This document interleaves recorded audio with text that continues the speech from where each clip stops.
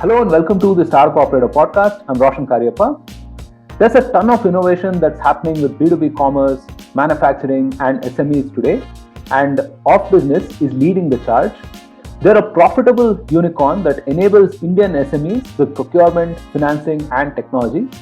I spoke to Vasant Sridhar, who is the co-founder and chief sales officer, on how all of this is coming together, what are some of the nuances of operating in the space, and how they're building a sustainable business. I really enjoyed this conversation. It's rare to speak with an operator who has such a good handle of both the macro and the operational aspects of the business, and of course, is as articulate as Vasanth. I can't wait for you guys to listen into this podcast. So let's dive into this episode of the Startup Operator with Vasant Sridhar of OfBusiness. Hey Vasanth, welcome to the Startup Operator podcast. Thank you so much for making the time. Thank you so much, Roshan. I think pleasure is mine. Very happy to come join in.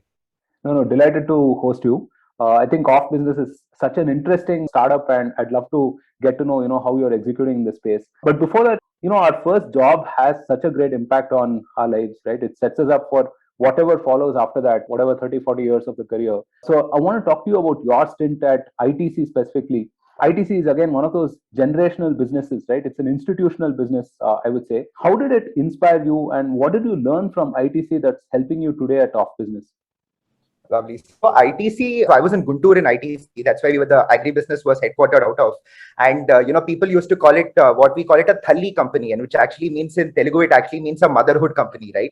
And as you said, it was a generational business. People would actually come in and sort of live throughout their entire life growing with ITC. And I think that's also something that inspired a lot of things in our journey later on. But I think to me, why ITC is extremely important is my entire understanding of today B2B supply chains, whether it is agri or whether it's manufacturing, food processing, etc. The first experience of this was completely given to me from ITC. To be very honest, the real learning that we leveraged at OfBusiness is a lot of learning that we got from ITC, right? So if you look at manufacturing, agri, etc. sectors, you'll realize that they are very, very intermediary driven. And even in ITC, where you are today, different plants are procuring their components independently, you will realize that the moment you are able to aggregate volumes and procure, you will realize that a large company like ITC would have benefits in price. So something that we were doing in operations in ITC was to see the efficiency of scale, where rather than working with middlemen, which is typically how any B2B supply chain is, where there are manufacturers, wholesalers, dealers, traders, brokers, sort of everywhere in the supply chain, and at every level there's sort of a bump up in cost. You see what you can do by aggregating volumes, taking away these middlemen,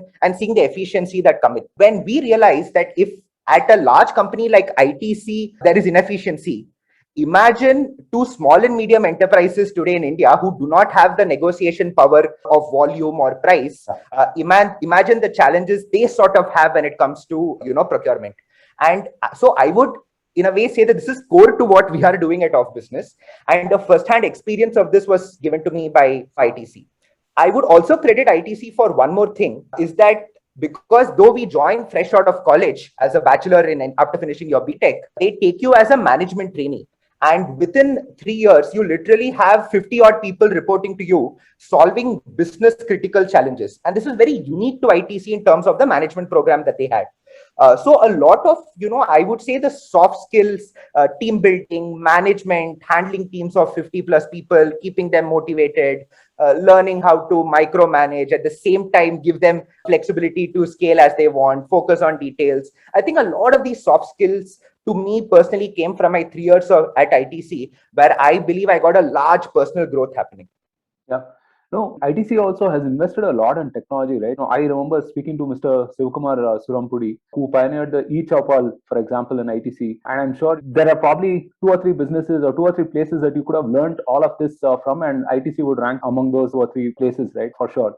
Following from that, we see a lot of action in this whole B2B commerce space, right? It wasn't the case even 4 to 5 years back. Everyone were looking at consumer internet, and this whole selling to SMEs was considered a pain in general, right? I mean, they're way too demanding, and servicing them is always a hassle, and they don't pay as much, right? But why do you think there is like such a 180 shift in what we're seeing, and what do you think has caused that? To give you a sense, right, every B2C transaction that there is always behind that layer of a B2C transaction. There's always 3 to 4 B2B transactions that's always been happening. So let me give you one example. Say you're buying a garment on Myntra, or you're buying it somewhere, a B2C, you're buying this cloth, right? Behind it, you have 4 to 5 B2B transactions. If you just take garment as a single example, you will have, say, a cotton fiber which is bought, then ginning and spinning made to yarn, then knitting and weaving made to fabric, then bleaching and dyeing made to, say, finished fabric, then, say, a cutting stitching made to garment, and then finally retailed or wholesaled. And across the supply chain, you would realize that there are a lot of B2B transactions going behind. In terms of size of the market, if you just look at some of these core sectors, you will realize that it's a $500 trillion market out there. The only challenge is it's not sexy. It's a tough business to build. It's peppered in your tier 2, tier 3, tier 4 cities. And it's just not glamorous as what happens in sort of, B2Cs. To me, honestly, not much has changed over the last 5 years. I think it's more the appreciation that it's a super large market, and also a lot of appreciation that unlike a lot of B2C markets, it's possible to build both a business with high profitability and high repeat. Is a realization that has dawned upon the community working there. For example, in B2B, the transactions are so continuous that repeat as a metric is something that we don't even bother measuring. Because we know her repeats are 80-90% higher. And even in a way, while quietly as we speak, technology has also penetrated so much into the lives of these SME manufacturers, traders, dealers, distributors, that today all of their communication is also only on WhatsApp if it's placing an order, or if it is, say, going online for a tender if they want to get a government tender. So whatever is needed today for building a large company, whether it's a large market, great repeat, a great profit pool, or adoption of technology, I think B2B always has that. But it's just been an unglamorous, not so sexy business to build, that the moment people have gotten into it and been able to build layers of efficiency, today it's becoming much hotter today. Right. But, deciding to build in that business and then actually executing there is like, a world apart, right? I mean, obviously on paper, all of this looks fantastic. You have repeat business, you have large volumes and so on, right? And a huge headroom to grow as well. But you mentioned supply chains and intermediaries and so on. Now, these are very complex and these have been, static for decades and decades, right? So how are you, sort of aggregating demand, supply, streamlining everything in between? How are you doing this?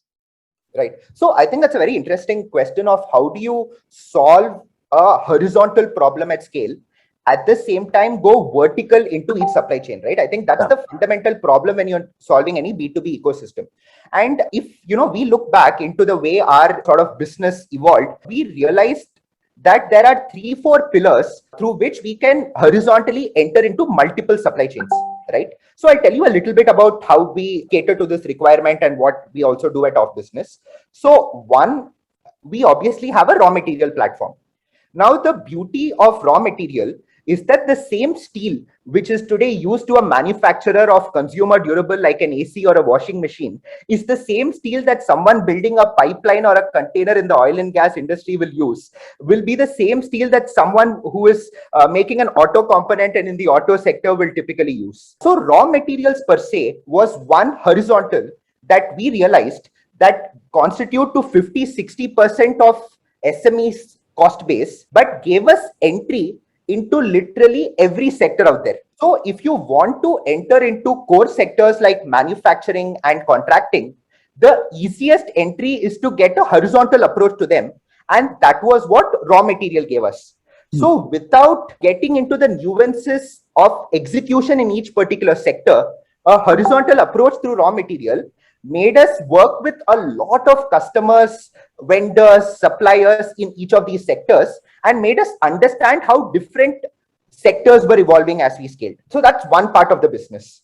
The second part of the business is again where financing comes in, where financing again is a large horizontal play. Whether it is a contractor, whether it's a manufacturer, whether it's a trader, whether it's an auto component manufacturer or a garment manufacturer, the reality is that one, we provide them material, but they also need credit for this material. While today your buy now, pay later is extremely popular, what we did for 5 years is basically buy now, pay later for SMEs, telling them that, hey, here is my platform for giving material. Here is also our NBFC from where you can get credit facility. The beauty again of entering through financing, which is a horizontal, is everyone needs capital and it gives you access or entry into all these ecosystems. So for us, while every supply chain is nuanced, our decision to build a raw material platform layered with financing was the turning point of how we could get both wide and deep into the large, sort of SME ecosystem. Right, very interesting. But this is also very contrary to usual startup advice, right? I mean, they say, focus on one thing and do it very, very well, right? But your one thing seems to be so broad and so deep, actually. Because if we were just talking offline, right? Off business to me is 3 or 4 businesses in one. You have the platform for procurement, you have the financing, and then you have the value added services like software and whatnot, right? How do you bring it all together? I mean, how have you structured your teams to sort of work cohesively and amplify their efforts rather than cancel each other out? To be honest, the realization of getting into both material, financing, everything evolved very naturally for us because we realized that, that was the need of the market as we evolved. Now, you were talking about how you have to get deep into a sector. For the first 2 years, we were only in one commodity, that was steel.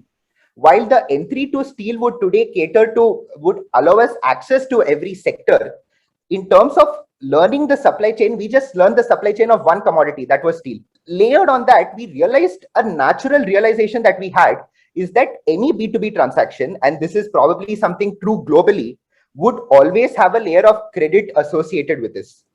Now, you could call it a B2B transaction where you give credit, but the reality is that there is an underlying layer of financial services that is getting coupled into the B2B transaction. Very soon, we realized that if we needed to add value, have sort of the stickiness with the customer, and also at our end go towards lower borrowing cost and not just raise equity and deploy in capital, we realized that you have to build a financial services play. And I think this was just within a year of building the B2B platform, we realized that unless you layer it with low cost debt that an NBFC gets with a lot of cash flow backed financing, you can never make it large. So this also sort of became a natural extension. Today, where we are, the beauty is that we have 2 independent teams who complement at the same time work independently.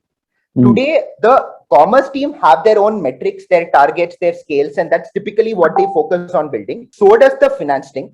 There is obviously an overlap of 30-40% across both. But having said that, they are never reliant only on each other for scale because SME credit gap is a $500 billion market. And if you again look at raw material through 4-5 supply chains, again, $500 billion to $1 trillion in market. So some acquisition of customers come to us for commerce, some acquisition of customers come to us for credit, some customers come to us for both, and our ability to have more interaction, more touch point, and more engagement with the customer is to later on layer the complementary service to them as we scale. So this covers, say, commerce, this covers financing. Again, now, if you're looking at something like tech, right, where does the entire software or the tech piece in this sit? We again believe that it's very tough to change behavior. It's very, very tough. Today, even before us, SMEs were used to go to tens or hundreds of portals for getting access to different tenders that the government, state departments, private companies list. And going online to have access and view these tenders was a behavior that was already established, and SMEs were doing this for the last 10-15 years. What we came in and said is that, hey, rather than disparate individual portals, let's provide you one single solution with unlimited access to government, private, and global tenders, and give you bidding assistance. You are going online too, but rather than going online on, say, hundreds of different portals, this becomes a single solution for you, solving your pain point of scraping through thousands of websites. So we honestly did not bring about any behavioral change, but actually played on the pain point that was already there and the behavior of going online to access tenders.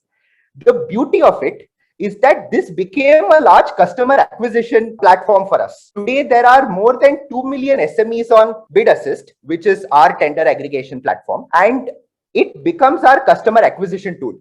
So for a tender, for a SME who's on this searching for a tender to say build a road, he becomes such a curated lead for us that we call the same customer and tell him, we know that you're bidding for this tender to build a road, say somewhere between Guntur to Vijayawada. Definitely for building this road, you would obviously need bitumen, you would obviously need emulsions, which are a part of your business. You would also need credit, because I'm very sure the State Department or the Ministry of Roads and Highways would pay you after 60 days. Why don't you take these solutions too? And I think that's where the entire integration and the story fits in. Technology, without changing their behavior, has helped us sort of acquire these customers to which we are able to give our commerce and lending solutions to them. It's just beautiful how everything comes together, really. I mean, your product lines sort of feed into each other and can act as an acquisition channel for the other product itself, right? So really fantastic. This episode is brought to you by Mulya. You want to move fast? Sure. But without breaking things? Now that's a hard ask. The thing is, once you have some base of users and customers, you just cannot afford to risk quality. So how do the likes of Cred, Swiggy and Curefit, some of India's fastest growing startups, ship at lightning pace and delight their users and customers? Simple, they're working with Mulya as a strategic quality partner. Mulya is India's most talented and passionate community of testers. They've helped prevent thousands of bugs and regression issues. So as a CTO or a product owner, if you want to reduce tech debt, especially while you scale, do check out Mulya.com. I've interviewed Mulya's founder and CEO Pradeep on the podcast earlier, and we spoke about how startups can improve quality while scaling and things to that effect. You should definitely check it out. I'll link to it in the description below. Now back to your regular programming. So let's double click on each of these businesses, right? Let's talk about the platform. And, to me, a platform is a chicken egg situation, right? You have demand, you get supply and vice versa. And, matching that critical number of supply to demand to ensure that a critical number of people, again, are happy with you is a very, very hard thing to do, right? As you are onboarding and as you are scaling your platform as well. So what are some nuances that you've noticed in matching the supply and demand and sort of running this managed marketplace as it is? So I think the very fact that we have two complementary services, both across commerce and financing, sort of helped us break this chicken egg problem. Because what happens is, for some suppliers, they would want to partner with OfBusiness to leverage our platform to scale their business. For other suppliers, they would want to give us this solution so that we provide the capital to reach out to their SMEs. And that sort of became a complementary business to us. Today, why do suppliers, let's solve one part of it. Why do suppliers come to us? Some suppliers come to us to scale their business. Some suppliers come and tell us, in fact, connect their own customers to us and say that, hey, here is a customer of mine. He needs credit. I am in the business of supplying material. I'm definitely not in the business of giving credit. Why don't I partner with you? You underwrite, evaluate the customer and give a credit product to him. My material goes, which is exactly the role, which is what I want. He also gets onboarded, sort of as your credit partner. At the same time, some other customers come to us and say that, hey, we want suppliers who can give us good price. Some come and tell us that we want suppliers who can give us credit. I think the amount of, network effect that you working with a supplier customer, when you layer a lot of operational behavior of commerce and financing is there, I think together bundles up into providing liquidity both at the supply side of the chain and also at the demand side of the chain. And today, 40-50% of our customers are acquired digitally. The remaining 40-50% of our customers are actually referred to our own suppliers who come and tell us that, hey, we want to scale their businesses through you. Can you partner? And I think that's how you sort of break the chicken egg problem. And today you have great network effect built in. Right. Yeah, I guess there's more than one type of transaction that happens, right? I mean, there's more than one reason for people to be on the platform, whether you're on the supply side or on the other side of the table. So again, financing, right? How did you sort of rediscover this through first principles? I mean, from what I hear, you first partnered with NBFCs and then said, we should probably do this ourselves and improve the efficiency and improve the service and everything, right? So, everybody wants to build a loan book these days because it's a profitable business and so on. But again, lending is a collections business, right? I mean, so how do you keep, delinquencies low? How do you master underwriting, all of these things? And it blows my mind that you guys are doing this through first principles again, right? So how do you go about doing this? Yeah, I'm very happy you asked this question because I think today fintech has become such an abused word that when people realize there is no business model, they just say layer of financial services on top. But what they don't realize, it's one of the toughest businesses to build. So I'll tell you overall, the issue with building of any financial services business or a fintech business at that level is that while it is deployment of capital and it's a collection business, it often becomes for a lot of people a low touch point business. Today, most of lending, you get the customer once, but the moment you give money to him, the interaction with the customer, because the most common product out there is a term loan, unless you realize that the customer is at default or the customer is not paying you as per what your contract terms are, your touch point with the customer is very, very less. And that's not how you build a financial services business.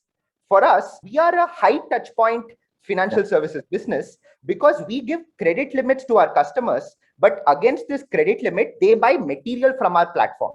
So what happens is that our interaction with this customer happens on a weekly, monthly, or a bi-monthly basis.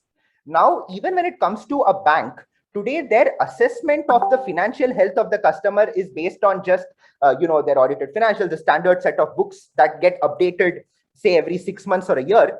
But we have a large set of operational data which talks about their transaction history with this entire ecosystem. To understand this, when a customer sort of defaults a financial services provider, you can be guaranteed that they are the last person he's defaulting. The supply chain, the vendors, the manufacturers have already sort of felt the pinch. But for us, because we are interacting with the customer on a monthly, weekly, daily basis, transacting material, our ability to understand exactly what's happening with the customer, also because we are working with suppliers, transporters, etc., is extremely high. And I think that's where the moment we were able to build a cash flow back product, not the conventional low touch point financing product that everyone has been associated with, we were able to have a great level of engagement with the customer. At the same time, we were also able to keep our quality in great control because you're speaking to the customer literally on a daily, monthly, weekly basis. So you have an unfair advantage in that sense. So in fact, we believe we have a lot of unfair advantage. I think a large part of the data that we have of the transactional data, we have monetized a part of that through lending. But today, the entire supply chain data of the manufacturing, procurement, all of that lies on us. We believe there's a lot more we can monetize on this going forward. Right, for sure. Let's look at the tech aspect of things, right? Founders call their businesses tech businesses, even though there's a whole lot of other stuff that's happening, whether it's logistics or delivery or any of those other things, right? But the distinction I see with the OfBusiness is that you don't call yourself a tech business, you call yourself a business enabled by technology, right? Was that a conscious sort of a choice, and how does it reflect in whatever you do? So for us, tech is part acquisition, where we use BidAssist, which has 2 million users, as I mentioned earlier, which helps us get into a curated set of customers with an immediate requirement because they are bidding for tenders. But once we acquire the customer to BidAssist, we believe that unless you meet the customer, interact with the customer, you cannot build a commerce and a lending business on top of that.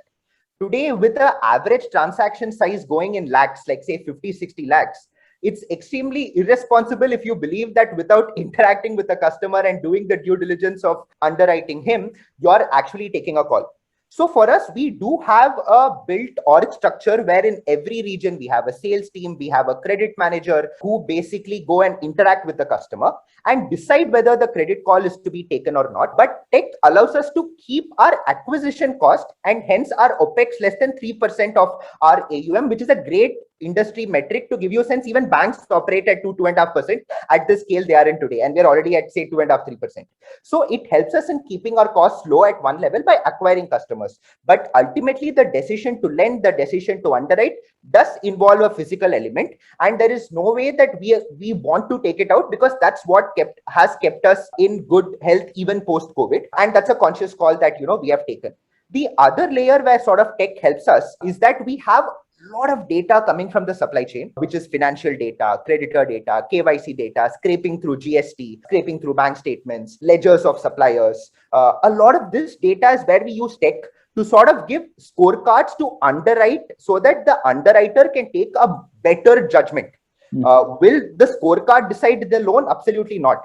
But will the scorecard add efficiency to the work of the salesperson or the underwriter? Absolutely yes. So I think that's where technology has come in. So over and above that, given that now we are deep into multiple industries, we are also building layers of software from helping them to procure and bidding with their customers, helping them for assisting them with manufacturing. But these are things that we are building now as we scale. And I think that conscious call that the core business, which is high touch, should continue. Tech is an acquisition tool, an efficiency enabler, a process enabler is very, very critical for us. Right. Amazing. Part of that high touch point, or rather, I mean, most of that high touch point is through your fantastic sales team, right? And typically, SMEs are very hard to sell to. They can be extremely demanding, as I mentioned, have a wide variety of needs, and will not end up paying as much. Although that is debatable, right? I mean, in your case, because you said 40, 50 lakhs worth of transactions and so on, right? So, what was the 0 to 1 journey like for you in terms of setting up a sales org itself for this business? Right. So we had a lot of learning and unlearning in this. And typically a lot of SME sales is a high word of mouth business, which requires a lot of trust building. It also requires a lot of engagement. If you look at commerce, say again, two sectors, steel, polymer, which two sectors we are in, we tried taking a lot of people from the industry, from a SAIL, from a Tata, from sort of Reliance, who have understood the nuances of the product. But we realized that they were more reliant on the brand to engage with the SME, and did not have the capability to assess, build trust, or engage on their own level. It was only the brand that mattered for them. If you're looking at financial services or lending, typically they rely on intermediaries to sort of connect to the customers. And whoever we took from a large bank or an NBFC, again, came out to be dependent on intermediaries for sourcing and did not want to sort of go and interact with the customer. Today, to make it very simple, if you want an SME to transact with you beyond commercials, which will obviously work out, you should enjoy the conversation, right? You should be engaging, you should build trust, you should build relationship happen. And for us, we realized that that cannot be built by taking people from an industry. It cannot be built by either financial services or commerce. And this was a realization that happened in our first 2-3 years. And we realized that you have to build an organization bottoms up, recruiting some very fine, high energy, salesy talent. And I think that's also the starting of what we called our management trainee program. So we started going to, all your business schools, your Rohtak, your Kozhikode, your Kashipur, your IFT, your FMS, IM Trichy, and looking for high energy, very salesy individuals who are okay going to a Faridabad, going to a Ghaziabad, going to a Ichalkaranji, going to a Trichy, but who love engaging with customers, talking to them, spending time in the hot sun, getting their hands dirty. And I think that org, and we consciously decided that the entire sales org would only be built by such people who are able to view things from first principles, who don't have to unlearn what they have learned, who don't depend on a brand to sort of get an inroad into the customer, and who are viewing it from sort of a fresh pair of eyes. And I think that's how today our 200, 250 member, both ops and sales teams are built out. And I mean, I would challenge it on record to say we probably have the finest ops and sales team in the country. Fantastic.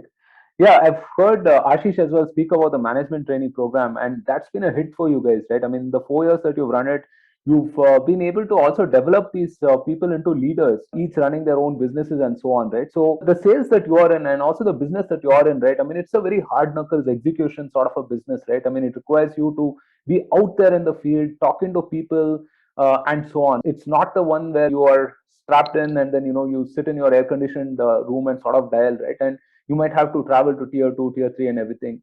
Now, there is a hard enough fight for talent anyway, but if you superimpose these criteria on top of that, it makes for very, very challenging proposition to hire people, right? So how are you able to, sort of hire people and convince them and paint the vision and attract good quality talent? Right. So why did we want to do this is again because of my personal experience of growing at ITC, where if you look at today ITC as an organization across the helm, even to Mr. Sanjeev Puri, who's today the managing director at ITC, is someone who has grown only within the organization. And ITC and earlier my experience at HUL taught me that some of the best organizations are built by taking individuals at an early level and sort of the core cultures, values, what you stand for should sort of penetrate across the organization. And these individuals should have literally an infinite path for growth, right? And I've seen some of the best organizations, whether it's an Asian Paints, whether it's an ITC, whether it's an HUL, sort of built out of them. And we were very clear from day one that that's the sort of model that we want to follow, because when you're building to last, you want people with that core DNA sort of aligned. Now, when we went to all these management programs and we went for recruitment, I think we looked at basically 4 things. We looked at, could the guy have the hunger to grow? Would he like hustling? That is getting your hands dirty, being in the hot sun. That sense of dhanda, does he like it? Is he a great guy that I want to spend hours talking to? Nothing less, nothing more.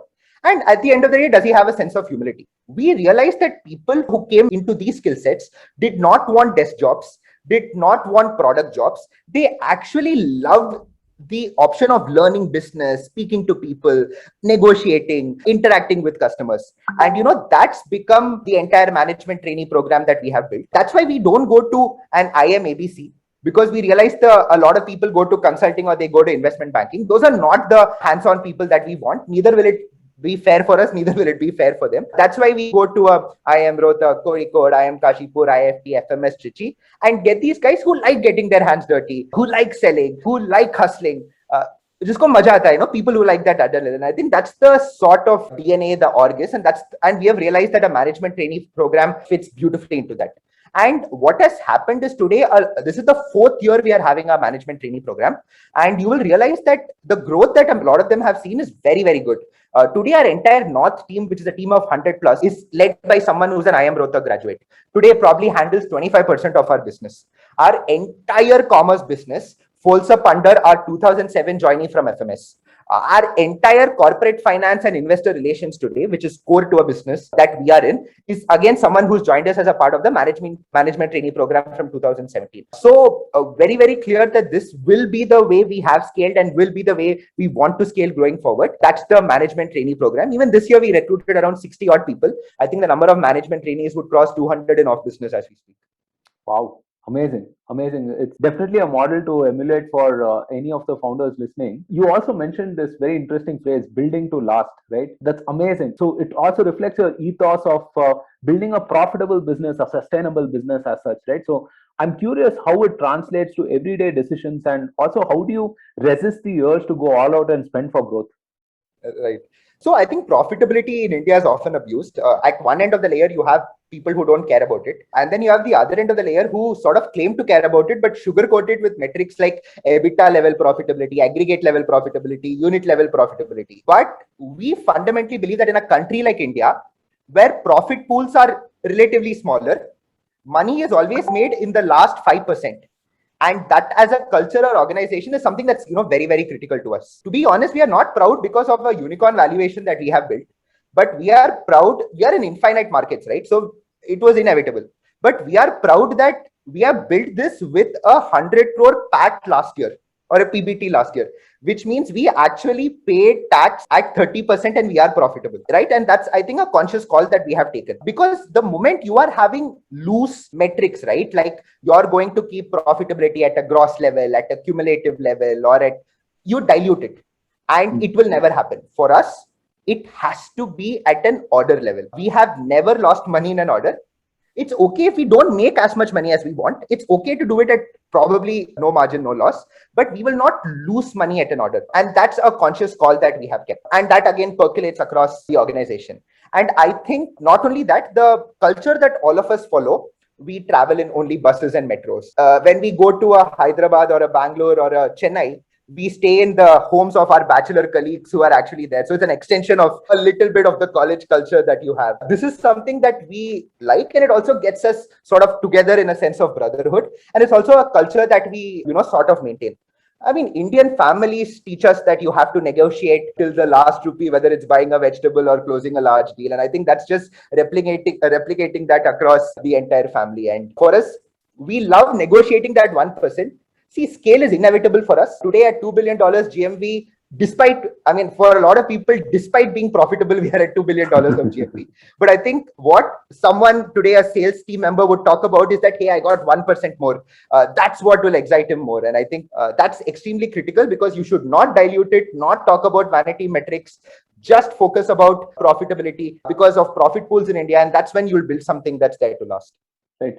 And I think part of your plans for the future is also to do a bit of backward integration, get deeper in the value chain and add to the bottom line as well, right? So you might probably acquire some of those supply side businesses, for instance. Can you talk about some of those things? And also, would you also consider maybe expanding to Southeast Asia, where the market dynamics could be sort of similar and so on?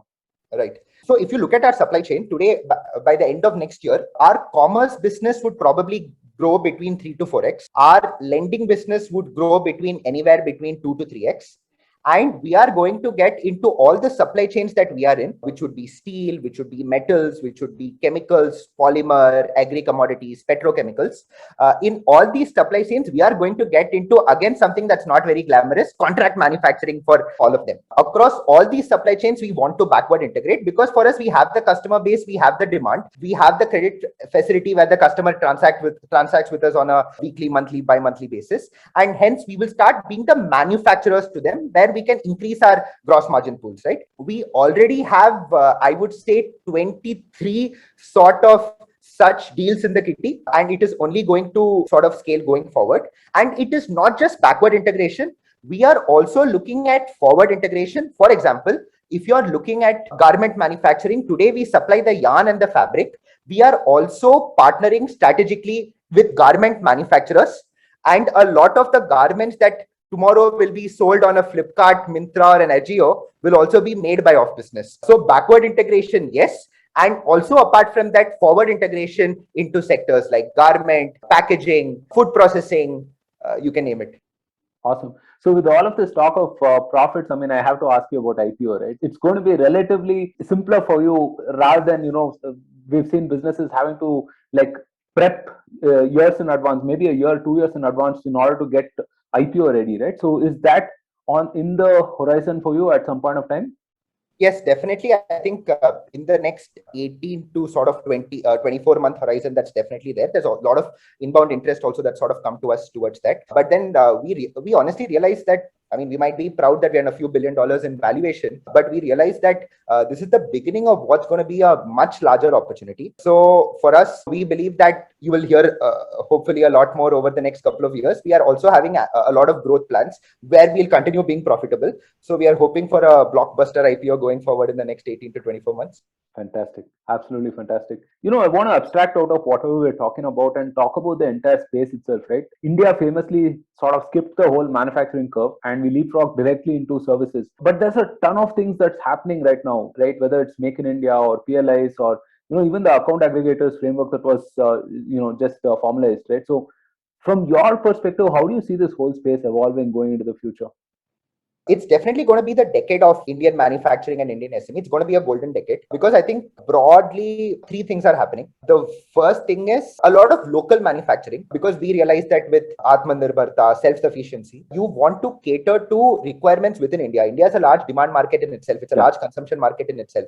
And right from a simple plastic can, which earlier was imported from China, to solar panels, and electronics, you want to start making a lot of them in India, right? And it's a conscious both. There is a lot of government support on it, and you can clearly see that demand going to more SMEs right there. So one, there is going to be a lot of local product manufacturing that's happening in India. The other thing, obviously, Make in India for the world is another trend that we are clearly seeing, because just from a strategic risk perspective, a lot of people want to move away, have global supply chain, move away from China, and have more trust in a country like India. If you even look at the news 2 days back, the default of a large real estate conglomerate in China is again questioning into corporate governance issues there, and people really want to sort of de-risk ourselves. So even global demand is coming to India, and we saw a lot of that in agri food processing even during COVID, and that's what that business of us got a large growth. And going forward, even other sectors in manufacturing will get a growth. for export requirements. Thirdly, the government also realizes that the best way to revive consumption and sort of have a multiplier effect is to invest in roads, invest in railways, invest in bridges, invest in capital goods, oil and gas. If you look at Ms. Sitaraman's, entire creation of this development finance institution, capitalizing it, getting foreign capital in, there is going to be a lot of infrastructure spend that has to happen in India because there is no other multiplier for driving growth. And that is also going to happen, right? So this is the third thing that's happening. So any SME who's involved in contracting or manufacturing, as long as they have survived and managed through the last 2 years of COVID, would see a golden year for manufacturing. And now, how do you drive this? You need banks to drive this, but you'll obviously need financial institutions like us to provide credit growth to sort of drive capturing this demand. And hence, we are quite bullish on what we are going to see over the next 5 to 10 years for Indian manufacturing, Indian contracting. Yeah, absolutely. I mean, I think there were a lot of platform level stuff that happened, which is going to have multiplier effects, right? Even if you look at GST or any of these things, and post-COVID especially, right? I mean, as you mentioned, even the macro trends are sort of coming together on that front. Yeah, exciting times for sure. So Vasanth, this has been a fascinating conversation, really interesting stuff. Before we leave, I'd love for you to recommend some books and podcasts to our audience. What are your go-to books and podcasts? Okay, so I try to cover, I was telling you earlier, I try to cover almost, sort of 15 to 20 podcasts a week running at 2x. So quite a few. So I think there are these two podcasts I like a lot. So one is called Acquired and Business, apart from yours, of course, and that's how we connected. There is one called Acquired and Business Breakdown. I think that sort of simplifies a lot of businesses for you. And that's something that people can need to understand the trick in every business, because I think every business has a small trade secret which you need to understand unless you're there in that business. So Acquired and Business Breakdowns are two good business podcasts. And apart from that, I think Masters of Scale, Joe Rogan, How I Built It, I think all of them would give you one trait of an entrepreneur or one trait of a business which you should always take and latch onto and sort of try to use that in your line of work. In terms of Indian sort of great folks, I would also recommend this Play to Potential by Deepak Jayaraman, because I think he asks a lot of honest questions to a lot of great celebrities as well as personalities and entrepreneurs, and that sort of a lot of things to take away. In terms of books, I think there's a very interesting book I'm reading called Leadership and Self-Deception by the Arbinger Institute. I think for someone who wants a little bit of realization, that's a great book to have. I think Atomic Habits by James Clear is always a book which tells you the power of compounding. It tells you that finite games might be won with intensity, but then infinite games are only won with consistency, right? And I think that's a great book that will reinforce that for you. That's again a great book to have. And if anyone wants to learn anything about the financial services play that or just about how financial services has evolved in India, there's this interesting book by Vivek called Bad Money, which is a very interesting book which talks about what all went wrong in financial services in India 5 years back. Great. Fantastic. Thank you so much, Vasanth. This was a superb conversation. I really loved talking to you. Thank you. Pleasure was mine, Roshan. Thank you so much. Thank you so much for listening. If you liked this episode, then don't forget to subscribe to us on your favorite platform and share this episode with all of your fellow startup operators. Also, follow the Startup Operator on LinkedIn and Twitter for more updates. Stay safe, take care, and see you soon on a brand new episode of the Startup Operator.